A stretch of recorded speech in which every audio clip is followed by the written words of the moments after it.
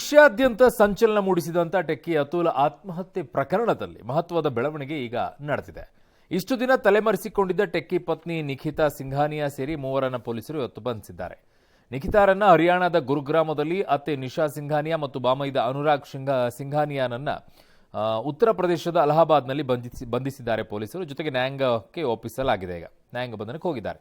ಸದ್ಯ ಮೂವರು ಆರೋಪಿಗಳು ಪರಪ್ಪನ ಅಗ್ರಹಾರ ಜೈಲು ಸೇರ್ಕೊಂಡಿದ್ದಾರೆ. ಈ ಹೊತ್ತಲ್ಲಿ ನಿಖಿತಾ ವಶದಲ್ಲಿದ್ದ ಅತುಲ್ ಪುತ್ರ ಎಲ್ಲಿ ಅನ್ನುವಂಥ ಪ್ರಶ್ನೆ ಈಗ ಎದ್ದಿರೋದು. ಈ ವಿಚಾರವಾಗಿ ಅತುಲ್ ತಂದೆ ಸಹೋದರ ತೀವ್ರ ಕಳವಳವನ್ನು ವ್ಯಕ್ತಪಡಿಸಿದ್ದಾರೆ. ಅತುಲ್ ತಂದೆ ಪವನ್ ಕುಮಾರ್ ಅವರಂತೂ ನಿಖಿತಾ ನಮ್ಮ ಮೊಮ್ಮಗನನ್ನ ಎಲ್ಲಿ ಇರಿಸಿದ್ದಾರೆ ಅಂತ ತಿಳಿದಿಲ್ಲ. ಅವನು ಕೊಲ್ಲಲ್ಪಟ್ಟಿದ್ದಾನೆಯೇ ಅಥವಾ ಜೀವಂತವಾಗಿದ್ದಾನೆಯೇ ಗೊತ್ತಿಲ್ಲ. ನಮ್ಮ ಮೊಮ್ಮಗ ನನ್ನೊಂದಿಗೆ ಇರಬೇಕು ಅನ್ನೋ ಆಸೆ ಇದೆ. ಈ ಪ್ರಕರಣದಲ್ಲಿ ನಮಗಿನ್ನೂ ನ್ಯಾಯ ಸಿಕ್ಕಿಲ್ಲ. ನಾನು ಪ್ರಧಾನಿ ಮೋದಿ, UP CM ಯೋಗಿ ಆದಿತ್ಯನಾಥ್ ಸೇರಿ ಹಲವರನ್ನ ಭೇಟಿ ಮಾಡಿ ಮನವಿ ಮಾಡ್ತೀನಿ ಅಂತ ಹೇಳ್ಕೊಂಡಿದ್ದಾರೆ.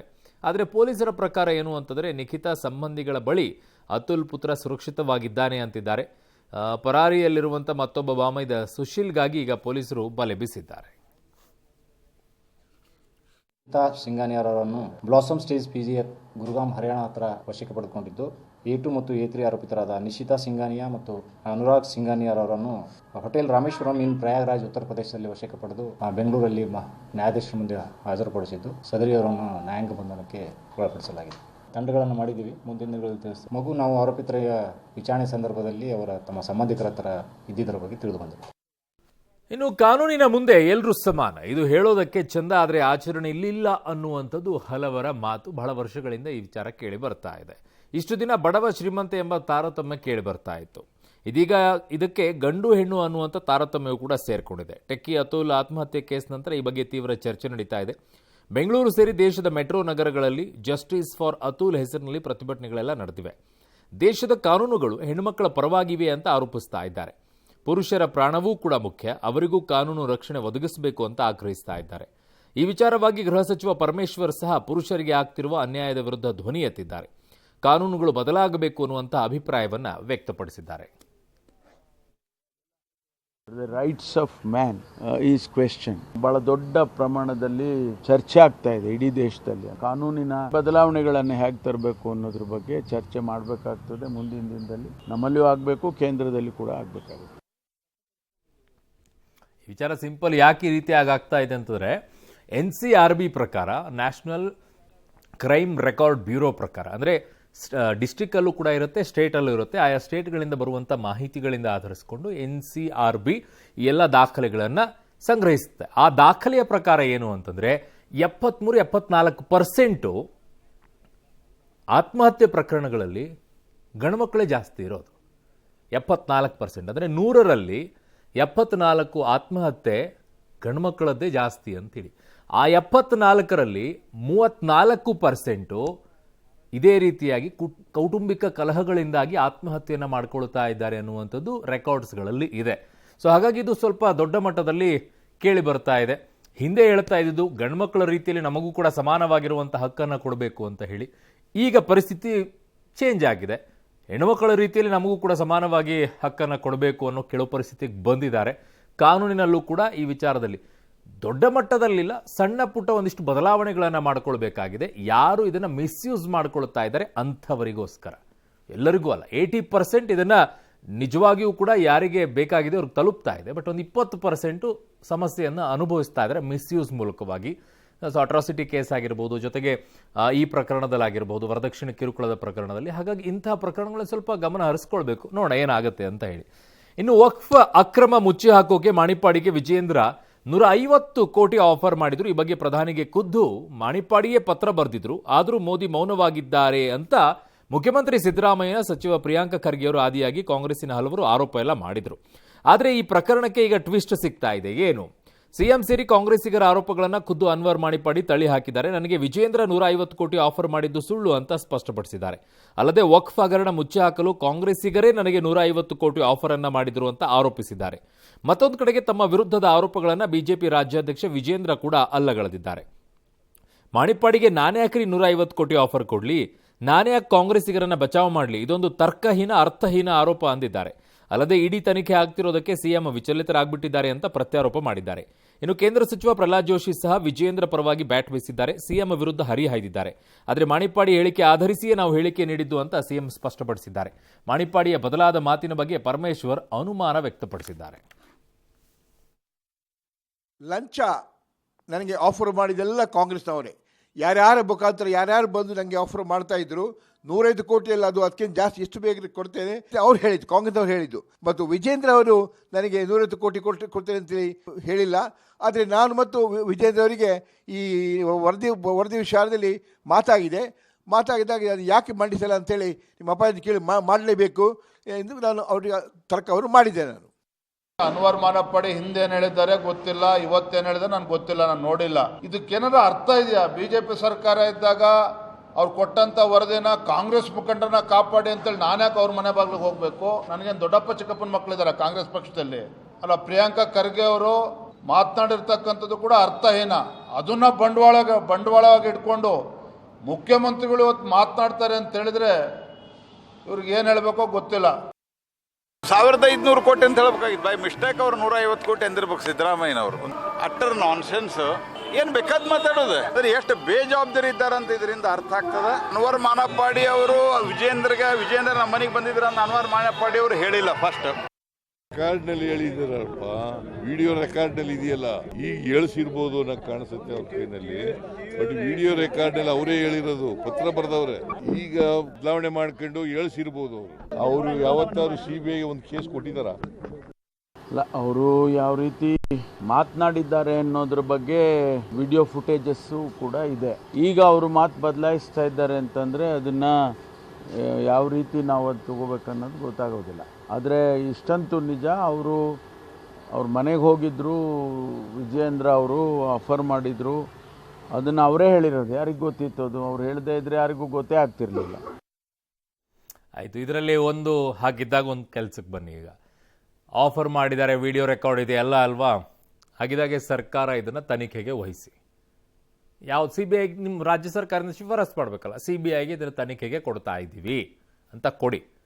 ಇನ್ನೊಂದು ಕಡೆಗೆ ವಿಜಯೇಂದ್ರ ಅವರು ಅಟ್ಟರ್ ನಾನ್ಸೆನ್ಸ್ ಅಂತೇಳಿ ಪ್ರಹ್ಲಾದ್ ಜೋಶಿ ಅವರು ಕೂಡ ಹೇಳ್ತಾರೆ. ವಿಜಯೇಂದ್ರ ಅವರು ಹೇಳ್ತಾ ಇರುವಂಥ ಮಾತು ಕೂಡ ಇದೆಯಲ್ವಾ, ಅರ್ಥಹೀನ ಆರೋಪ, ತರ್ಕಹೀನ. ಕರೆಕ್ಟ್. ಹಾಗಿದ್ದಾಗ ಅನ್ನೋದಾದರೆ ನೀವು ಮಾನನಷ್ಟ ಮೊಕದ್ದಮೆ ಹೂಡಿ, ಹೂಡಿ, ನಿಮ್ಮ ಹೆಸರು ತೊಗೊಂಡು ಹೇಳಿದಾರಲ್ವಾ, ಹೂಡಿ. ಅದಲ್ಲ ಅನ್ನೋದಾದರೆ ಆ ಕಡೆಗೆ ಅವರು CBI ತನಿಖೆ ಕೊಡಲಿ. ಇದು ಹೆಂಗಿದೆ ಅಂತಂದರೆ ಇಬ್ಬರೂ ಮಾಡಲ್ಲ. ಈಗ ಇದೇನು ಗೊತ್ತಾ, ಇದು ಸುಮ್ಮನೆ ಈಗ ಯಾಕೆ ಕೇಳ್ಕೊಂಡು ಬಂದಿದ್ದಾರೆ ಅಂತಂದರೆ, ಯಾರ್ದೋ ಹೆಗಲ ಮೇಲೆ ಗನ್ ಇಟ್ಬಿಟ್ಟು ಇನ್ಯಾರನ್ನೋ ಟಾರ್ಗೆಟ್ ಮಾಡ್ತಾ ಇರೋಂಗಿದೆ. ಕುರ್ಚಿ ವಿಚಾರದಲ್ಲಿ ಯಾರು ಟಾರ್ಗೆಟ್ ಅನ್ನೋದು ಲೆಕ್ಕಾಚಾರ ಇದೆ. ಅಲ್ಲಲ್ಲಿ ಕಾಣಿಸ್ಕೊಳ್ತಾ ಇದೆ ಮೇಲ್ನೋಟಕ್ಕೆ. ಇದು ಕೇವಲ ಅನ್ವರ್ ಮಾಣಿಪ್ಪಾಡಿ, ವಿಜಯೇಂದ್ರ ಅವ್ರ ಹೆಸರು ಬರೋಕ್ಕೆ ಆಗುತ್ತೆ. ಬಟ್ ಇದರಲ್ಲಿ ಈ 7,000 ಪುಟಗಳ ಅನ್ವರ್ ಮಾಣಿಪ್ಪಾಡಿ ಅವರು ತನಿಖೆಯನ್ನು ಮಾಡಿದಾರಲ್ಲ, ವಕ್ಫಲ್ಲಿ ಆಸ್ತಿ ಕಬಳಿಕೆ ಮಾಡಿರುವಂಥ ವಿಚಾರ ನೋಡೋಣ. ಅದನ್ನು ತನಿಖೆ ಮಾಡಿಸಿ ರಾಜ್ಯ ಸರ್ಕಾರ. ಇದವ್ರು 150 ಕೋಟಿ ಮಾಡಿದ್ರು, ಅದೆಲ್ಲ ಬಿಟ್ಟು ಹಾಕಿ. ಈ ವಕ್ಫ್ ವಿಚಾರದಲ್ಲಿ ಆಸ್ತಿ ಕಬಳಿಕೆ ಮಾಡಿರೋದನ್ನು ತನಿಖೆ ಮಾಡಿಸಿ ನೋಡೋಣ. ಯಾಕೆ ಹಂಗೆ ಇಟ್ಕೊಂಡು ಕೂತಿದ್ದೀರಾ? ಇನ್ನು ನೀವು ಭ್ರಷ್ಟಾಚಾರವಿದ್ಯಾ ಅಲ್ವಾ? ಕೊರೋನಾದಲ್ಲಿ ಏನೋ ಆಯಿತು, ನಾವೆಲ್ಲ ತನಿಖೆ ಮಾಡಿಸ್ತಾ ಇದ್ದೀವಿ ಅಂತಂದ್ರಲ್ವ, ಮಾಸ್ಕಿಂದ ಹಿಡಿದು ಎಲ್ಲ ಮಾಡಿಸ್ತಾ ಇದ್ದೀರಲ್ವ. ವಕ್ಫ್ ಆಸ್ತಿಯನ್ನು ಕಬಳಿಕೆ ಮಾಡಿರುವಂಥ ವಿಚಾರದಲ್ಲಿ ನ್ಯಾಯ ಕೊಡಿಸಿ ನೋಡೋಣ. ಆಗಿದ್ದಾಗ ಯಾರ್ಯಾರು ಕಬಳಿಸಿದ್ದಾರೆ ಅಂತೇಳಿ ತನಿಖೆ ಇದೆಯಲ್ಲ, ರಿಪೋರ್ಟನ್ನು ಆಚೆ ಬಿಡಿ, ನೋಡೋಣ, ಗೊತ್ತಾಗಲಿ ಯಾರ್ಯಾರು ಎಷ್ಟೆಷ್ಟು ಮೂತಿಗೆ ಒರೆಸ್ಕೊಂಡಿದ್ದಾರೆ ಅಂತ ಹೇಳಿ. ಆಗುತ್ತಾ? ಎರಡರಲ್ಲಿ ಒಂದು ಮಾಡಿ ನೋಡೋಣ. ಯಾವುದು ಮಾಡಲ್ಲ ನೀವು, ಸುಮ್ಮನೆ ಇಷ್ಟೇ ಬಾಯಲ್ಲಿ ಹೇಳ್ಕೊಂಡು ಓಡಾಡ್ತಾರಷ್ಟೇ. ಇನ್ನು ಪಂಚಮಸಾಲಿಗಳ ಮೀಸಲಾತಿ ಹೋರಾಟಕ್ಕೆ ಬಿಗ್ ಟ್ವಿಸ್ಟ್ ಸಿಕ್ಕಿದೆ. 2A ಮೀಸಲಾತಿಗೆ ಆಗ್ರಹಿಸಿ ಇನ್ಮೇಲೆ ಪಂಚಮಸಾಲಿಗಳು ಹೋರಾಟ ನಡೆಸಲ್ಲ ಅಂತ ಆ ಸಮುದಾಯದ ಮುಖಂಡ ಮಾಜಿ ಮಂತ್ರಿ ಬಸವನಗೌಡ ಪಾಟೀಲ್ ಘೋಷಣೆಯನ್ನು ಮಾಡಿಕೊಂಡಿದ್ದಾರೆ. ಲೀಡರ್ ಮಾತ್ರ ನಾವು 2A ಮೀಸಲಾತಿಯನ್ನು ಕೇಳಿಯೇ ಇರಲ್ಲ, ಈ ಬಗ್ಗೆ ಯಾರೋ ಒಬ್ಬರು ಹೇಳಿದ್ರು ಅಷ್ಟೇ. ಕೈಕಾಲು ಹಿಡಿಯುವಂಥ ಹೇಳಿಕೆಗಳನ್ನು CM ಸಿದ್ದರಾಮಯ್ಯ ಪ್ರಚೋದಿಸೋದು ಸರಿಯಲ್ಲ, ಇನ್ಮೇಲೆ ನಾವು CM ಬಳಿ ಹೋಗಲ್ಲ ಅಂತ ಯತ್ನಾಳ್ ಅವರು ತಮ್ಮ ಸ್ಟ್ಯಾಂಡನ್ನು ಕ್ಲಿಯರ್ ಮಾಡಿಕೊಂಡಿದ್ದಾರೆ. ಆದರೆ ಇದನ್ನು ಒಪ್ಪೋಕೆ ಜಯಮೃತ್ಯುಂಜಯ ಸ್ವಾಮೀಜಿಯವರು ತಯಾರಾಗಿಲ್ಲ. CM ಹೇಳಿಕೆಯಿಂದ ನೋವಾಗಿ ಯತ್ನಾಳ್ ಹೀಗೆ ಮಾತಾಡಿರಬಹುದು, ನಮ್ಮ ಹೋರಾಟ ಮುಂದುವರಿಸುತ್ತೀವಿ ಅಂತ ಶ್ರೀಗಳು ಹೇಳಿದ್ದಾರೆ. ನಮಗೆ 2A ಆದರೂ ನೀಡಲಿ, 2D ಆದರೂ ಕೊಡಲಿ ಅಂತ ಅವರ ಬೇಡಿಕೆ. ಈ ಮಧ್ಯೆ ಸಾಮಾಜಿಕ ಶೈಕ್ಷಣಿಕ ಆಧಾರದಲ್ಲಿ ಹಿಂದುಳಿದವರಿದ್ದರೆ ಅವರಿಗೆ ಸಾಮಾಜಿಕ ನ್ಯಾಯ ಕೊಡ್ತೀವಿ ಅಂತ ಸಚಿವ ಈಶ್ವರ್ ಖಂಡ್ರೆ ಹೇಳಿಕೆಯನ್ನು ಕೊಟ್ಟಿದ್ದಾರೆ. ನಾವು 2A ಕೇಳೇ ಇಲ್ಲ. ಯಾರ ಕೈಯ ಕಾಲ ಕಡಿದ ಅವಶ್ಯಕತೆ ಇಲ್ಲ. ಯಾಕಂದ್ರೆ ಅಲ್ಲಿ 104 ಸಮುದಾಯ ಅದಾವು. ಅವರ ಹಕ್ಕನ್ನು ಕಸ್ಕೋಲಿಕ್ಕೆ ನಮ್ಗೆ ತಯಾರಿಲ್ಲ. ಈ ಕೈ ಕಲ್ಲದು ಕಾಲ್ ಹಿಡಿದು ಎಲ್ಲ ಪ್ರಚೋದಿಸುವುದು ಸರಿಯಲ್ಲ. ಸಿದ್ದರಾಮಯ್ಯನವರು ಕೊಡುವುದಿಲ್ಲ, ಬಿಟ್ಬಿಟ್ಟು ನಾವು ಇನ್ಮ್ಯಾಗ ಸಿದ್ದರಾಮಯ್ಯ ಬಳಿ ಹೋಗುವುದೇ ಇಲ್ಲ. ಅವ್ರು ಓಪನ್ ಆಗಿ ಅಧಿವೇಶನದಲ್ಲಿ 2A ಮೀಸಲು ಕೊಡೋಕ್ಕೆ ಸಾಧ್ಯವಿಲ್ಲ ಅಂತ ಹೇಳಿದ್ದಾರೆ. ಅದನ್ನ ಮನಸ್ಸಿಗೆ ಭಾಳ ನೋವಿದೆ. ಗಾಯದ ಮೇಲೆ ಬರಿ ಹೇಳದಂತೆ ಆಯ್ತು. ನೀವು ಅದು ಇಲ್ಲ ಇದು ಇಲ್ಲ ಅಂತ ಲಿಂಗಾಯತರು ಏನು ಕೊಡ್ತೀರಿ? ನಾಳೆ ಜಿಲ್ಲಾಧಿಕಾರಿಗಳ ಕಚೇರಿ ಮುಂದೆ ಅನಿರ್ದಿಷ್ಟಾವಧಿ ಧರಣಿ ಸತ್ಯಾಗ್ರಹ ನಾವು ಮಾಡ್ತೀವಿ. ಶ್ರೀಗಳೇ, ನೋಡೋಣ ಇನ್ನು ಏನೇನಾಗುತ್ತೆ ಅಂತೇಳಿ. ಇನ್ನು ರಾಜ್ಯದಲ್ಲಿ ಈಗ FIR ಪೊಲಿಟಿಕ್ಸ್ ನಡೀತಾ ಇದೆ. ಕೋವಿಡ್ ಹಗರಣ ಸಂಬಂಧ ದಾಖಲಾದ FIR ಬಗ್ಗೆ ಬಿಜೆಪಿ ಆಕ್ರೋಶವನ್ನು ಹೊರಹಾಕಿದೆ. ಕೋವಿಡ್ ವಿಚಾರ ಮುಂದಿಟ್ಟುಕೊಂಡು ಬೆದರಿಸೋ ತಂತ್ರ ನಡೀತಾ ಇದೆ. ನೀವೇ ಯಾಕೆ ಬೆದರಬೇಕು? ಆದರೆ ಇದಕ್ಕೆ ಹೆದರದ ಕಾರಣ ಕೇಸ್ ಹಾಕಿದ್ದಾರೆ ಅಂತ ಪ್ರಹ್ಲಾದ್ ಜೋಶಿ ಅವರ ಆಕ್ರೋಶ ಅವರು ಹಾಕಿದ್ದಾರೆ. ಸುಮ್ಮನೆ ಯಡಿಯೂರಪ್ಪ, ವಿಜೇಂದ್ರ, ಸುಧಾಕರ್, ಬೊಮ್ಮಾಯಿ ಹೆಸರು ಹೇಳ್ತಾ ಇದ್ದಾರೆ. ಯಾರ್ಯಾರ ಹೆಸರನ್ನು ಹೇಳ್ತಾ ಇದ್ರು ಅವರೆಲ್ಲ ಮಾನಹಾನಿ ಕೇಸ್ ದಾಖಲಿಸಬೇಕು ಅಂತ ಜೋಶಿ ಸಲಹೆ ಕೊಟ್ಟಿದ್ದಾರೆ. ಕರೆಕ್ಟ್ ಸರ್, ಇದನ್ನು ಮಾಡಿದ್ರೆ ಅವತ್ತೇ ನಿಮ್ಮ ಸರ್ಕಾರ ಇದ್ದಾಗ ಬಡ್ಕೊಂಡ್ವಿ. 40% ನಿಮ್ಮ ಸರ್ಕಾರಕ್ಕೆ ಇದೇ ಇರಲಿಲ್ವಲ್ಲ, ಗಟ್ಟಿತನನೇ ಇರಲಿಲ್ವಲ್ಲ, ಬೆನ್ನೆಲುಬು. ಈಗ ಹೇಳಿದಿರ ಕೇಳ್ತಾರೆ ನಿಮ್ಮ ಮಾತು. ಆದರೆ ಕುನ್ನಾ ವರದಿ ಆಧಾರದ ಮೇಲೆ FIR ಆಗಿದೆ ಅಂತ DCM ಸಮರ್ಥನೆ ಮಾಡಿಕೊಂಡಿದ್ದಾರೆ. ಈ ಮಧ್ಯೆ ಮೈಸೂರಿನ ಚಾಮುಂಡಿ ದೇಗುಲದ ಸೀರೆ ಕಳ್ಳತನ ಆರೋಪ ಸಂಬಂಧ RTI ಕಾರ್ಯಕರ್ತ ಸ್ನೇಹಮಯಿ ಕೃಷ್ಣ ವಿರುದ್ಧ ಈಗ ಕೃಷ್ಣರಾಜ್ ಠಾಣೆಯಲ್ಲಿ FIR ದಾಖಲಾಗಿದೆ. ಪ್ರಾಧಿಕಾರದ ಕಾರ್ಯದರ್ಶಿ ರೂಪಾ ನೀಡಿದ ದೂರನ್ನು ಆಧರಿಸಿ ಪೊಲೀಸರು ಕೇಸನ್ನು ದಾಖಲಿಸಿಕೊಂಡಿದ್ದಾರೆ. ಇವರು ಬೆದರಿಸುವ ತಂತ್ರ ಇದೆ. ಆ ಬೆದರಿಸುವ ತಂತ್ರಕ್ಕೆ ಹೆದರಿಲ್ಲ ಅಂದ್ಕೊಂಡು ಒಂದು FIR ಹಾಕಿ ನೋಡಿದ್ರು. ಈ ರೀತಿಯಾಗಿ ಬೇಜವಾಬ್ದಾರಿಯಿಂದ ಮಾಡೋದು. ಯಡಿಯೂರಪ್ಪನವರು ಇದ್ದಾರೆ, ಅವರಿದ್ದಾರೆ, ವಿಜೇಂದ್ರ ಇದ್ದಾರೆ, ಬೊಮ್ಮಾಯಿ ಇದ್ದಾರೆ, ಸುಧಾಕರ್ ಇದ್ದಾರೆ ಅಂತ ಹೇಳಿ ಮೊದಲೇ ಹೇಳ್ಬಿಡೋದು. ಅದಕ್ಕೆ ನಾನು ಅವ್ರಿಗೆಲ್ಲರಿಗೂ ಈಗ ಯಾರ ಹೆಸರು ಹೇಳಿದ್ದಾರೆ ಅವರೆಲ್ಲರಿಗೂ ಸಲಹೆ ಕೊಡೋದು, ಮಾನಹಾನಿ ಕೇಸಿನ ಬಗ್ಗೆ ಒಂದು ನೋಟಿಸ್ ಕೊಡ್ರಿ, ಅವಾಗೆಲ್ಲ ಹೊರಗಾಗುತ್ತೆ.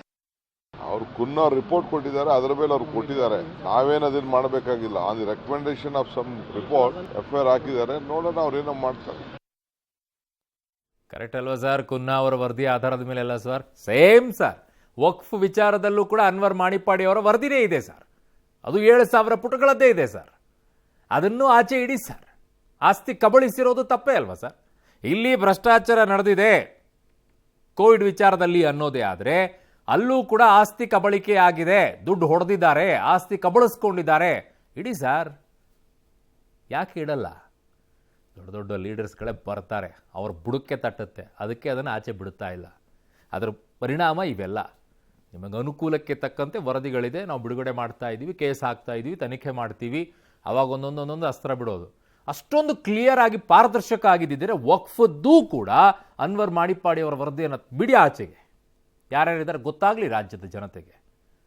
ಈಗೆಲ್ಲ ಮುಖವಾಡ ಹಾಕ್ಕೊಂಡು ಓಡಾಡ್ತಾ ಇದ್ದಾರಲ್ಲ, ಗೊತ್ತಾಗಬೇಕು ಯಾರ್ಯಾರು ಹೆಂಗೆ ತಿಂದು ತೇಗಿದ್ದಾರೆ, ಆ ಸಮುದಾಯದವರಿಗೂ ಗೊತ್ತಾಗಬೇಕದು. ಇನ್ನು ರಾಜ್ಯ ಬಿಜೆಪಿಯಲ್ಲಿ ಬಡ ರಾಜಕೀಯ ಮುಂದುವರೆದಿದೆ. ಇದು ನಿಲ್ಲೋ ಯಾವ ಲಕ್ಷಣವೂ ಕೂಡ ಕಾಣ್ತಾ ಇಲ್ಲ. ಇವತ್ತು ವಿಜೇಂದ್ರ ಬಣದ ಮುಖಂಡರು ದಾವಣಗೆರೆಯಲ್ಲಿ ಸಭೆ ಮಾಡಿದ್ದಾರೆ. ಫೆಬ್ರವರಿ 27ರಂದು ದಾವಣಗೆರೆಯಲ್ಲಿ ಬೃಹತ್ ಸಮಾವೇಶ ನಡೆಸುವ ಮೂಲಕ ಶಕ್ತಿಯ ಪ್ರದರ್ಶನಕ್ಕೆ ತೀರ್ಮಾನಿಸಿದ್ದಾರೆ. ಸಿದ್ದರಾಮೋತ್ಸವ ಮಾದರಿಯಲ್ಲಿ ಯಡಿಯೂರಪ್ಪ ಹುಟ್ಟುಹಬ್ಬ ಆಚರಿಸಲು ತೀರ್ಮಾನಿಸಿದ್ದಾರೆ. ಸಮಾವೇಶಕ್ಕೆ 20 ಲಕ್ಷಕ್ಕೂ ಹೆಚ್ಚು ಜನರನ್ನು ಸೇರಿಸಲು ಸಂಕಲ್ಪ ಮಾಡಿದ್ದಾರೆ. ಇದಕ್ಕೆ ರೆಬಲ್ ಟೀಮ್ನ ಯತ್ನಾಳ್ ಕೌಂಟರ್ ಕೊಟ್ಟಿದ್ದಾರೆ. ಅವರಿಗೆ ಏನೋ ಭಯ ಇರಬೇಕು, ನನ್ನನ್ನು ಪಕ್ಷದಿಂದ ಹೊರಹಾಕಿಲ್ಲ ಎಂಬ ಕಾರಣಕ್ಕೆ ಹತಾಶರಾಗಬೇಕು, ಅದಕ್ಕೆ ಸಭೆ ಮಾಡ್ತಾ ಇದ್ದಾರೆ, ಮಾಡಲಿ ಅಂದಿದ್ದಾರೆ. ಈ ಬೆನ್ನಲ್ಲೇ ವಿಜೇಂದ್ರ ಡ್ಯಾಮೇಜ್ ಕಂಟ್ರೋಲ್ಗೆ ಯತ್ನಿಸಿದ್ದಾರೆ. ತಮ್ಮ ಬೆಂಬಲಿಗರ ಸಭೆ ಬಗ್ಗೆ ಅಸಮಾಧಾನಗೊಂಡವರಂತೆ ಮಾತನಾಡಿದ್ದಾರೆ. ನಿಮ್ಮ ನಡವಳಿಕೆಯಿಂದ ಗೊಂದಲ ಆಗ್ತಾ ಇದೆ, ಸಭೆ ಸಮಾವೇಶದಿಂದ ಗೊಂದಲ ಸೃಷ್ಟಿಸಬೇಡಿ ಅಂತ ಬೆಂಬಲಿಗರಲ್ಲಿ ಮನವಿ ಮಾಡಿಕೊಂಡಿದ್ದಾರೆ. ಸಮಾವೇಶ ಮಾಡೋದು ನಮಗೆ ಅಧಿಕಾರ ಇಲ್ಲ. ರಾಜ್ಯದ ಅಧ್ಯಕ್ಷರು ಪಕ್ಷದ ಸಮಾವೇಶ ಆದರೆ ಯಡಿಯೂರಪ್ಪನವರ ಅಭಿಮಾನಿ ಬಳಗ ಮಾಡೋಣ ಅಂತ ಎಲ್ಲರೂ ಸಲಹೆಗಳ ಮೇರೆಗೆ ಇವತ್ತು ರವೀಂದ್ರನಾಥ್ ನೇತೃತ್ವದ ಸಾರಥ್ಯದಲ್ಲಿ ಹುಟ್ಟುಹಬ್ಬವನ್ನು ಮಾಡ್ತೀವಿ. ಇಲ್ಲಿ ಯಾರ ಹೆಸರು ಹೇಳಲ್ಲ. ಯಡಿಯೂರಪ್ಪನವರ ಹುಟ್ಟುಹಬ್ಬವನ್ನ ನಾವು ಮಾಡ್ತೀವಿ. ನಾಡಿನ ಮಠಾಧೀಶರು ಕರಿತೀವಿ, ರಾಷ್ಟ್ರೀಯ ನಾಯಕರು ಕರಿತೀವಿ. ಮಾಡ್ಲಿಕ್ಕೆ ಯಾರು ಬೇಡ. ಏನೋ ಅವ್ರಿಗೇನು ಭಯ ಬಂದಿರ್ಬೇಕೇನಾರೆ. ಯತ್ನಾಳ್ ಹೊರಗೆ ಹಾಕೋದ್ರ ಆಗಲಿಲ್ಲ ಅತ್ತ ಪಾಪ ಹತಾಶೆ ಆಗಿರ್ಬೇಕು. ಅದಕ್ಕೆ ಸಭೆ ಮಾಡ್ತಾ ಇದ್ದಾರೆ. ಮಾಡ್ಲಿ, ಎಷ್ಟು ಸಭೆ ಮಾಡ್ತಾರೆ ಒಳ್ಳೇದವ್ರು. ಏನ್ ನೋಡ್ರಿ, ಲೋಕಸಭಾ ಸದಸ್ಯರಿಗೆ ಗೊತ್ತಿದೆ ಯಾರನ್ನ ಮ್ಯಾಗ ಕ್ರಮ ತಗೊಂಡ್ರೆ ಏನಾಗ್ತೈತೆ ಅನ್ನೋಂಥದ್ದು ನಮ್ಮ ಹೈಕಮಾಂಡ್ಗೆ ಹೇಳ್ಯಾರ. ಭಾರತೀಯ ಜನತಾ ಪಾರ್ಟಿನಲ್ಲಿ ಯಾವುದೇ ಒಂದು ಬಣ ಇಲ್ಲ. ಈಗಾಗಲೇ ಸಾಕಷ್ಟು ನಮ್ಮ ನಡವಳಿಕೆಯಿಂದ ಸಾಕಷ್ಟು ಗೊಂದಲಗಳು ರಾಜ್ಯದಲ್ಲಿ ಉಂಟಾಗಿದೆ. ಮತ್ತೆ ಈ ರೀತಿ ಸಭೆಗಳನ್ನ ಮಾಡೋದ್ರ ಮುಖೇನ ಕಾರ್ಯಕರ್ತರಲ್ಲಿ ಗೊಂದಲ ಮೂಡಿಸ್ತಕ್ಕಂಥ ಕೆಲಸ ನಾವು ಯಾರು ಕೂಡ ಮಾಡಬಾರದು. ಸ್ಪಷ್ಟವಾಗಿ ಹೇಳ್ತೇನೆ, ಯಾವುದೇ ಒಂದು ಸಮಾವೇಶಗಳನ್ನಾಗ್ಲಿ ಯಾವುದೇ ಕಾರ್ಯಕ್ರಮ ನಮ್ಮ ಕಣ್ಮುಂದೆ ಯಾವುದು ಕೂಡ ಇಲ್ಲ.